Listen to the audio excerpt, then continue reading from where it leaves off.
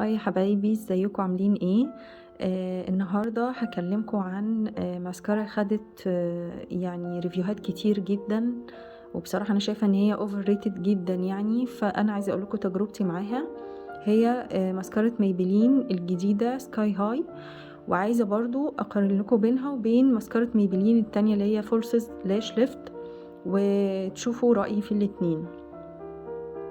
اول حاجة السكاي هاي الفرشة بتاعتها سيليكون رفيعة، بتدخل في العين وبتضايق جدا لانها مرنة، فكتير بتدخل في عيني وبتضايقني وعيني تدمع والميك اب يبوظ.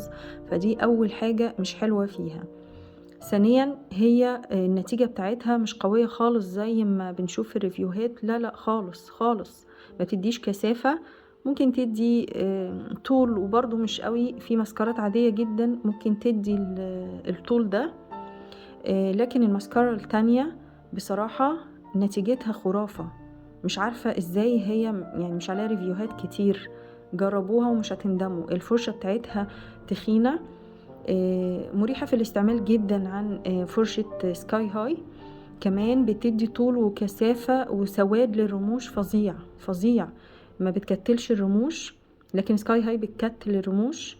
النتيجة بتاعتها فوق الخيال بصراحة. انا ارشح الماسكارا بتاعت فولسز لاش ليفت اكتر من سكاي هاي بكتير. جربوها ومش هتندموا.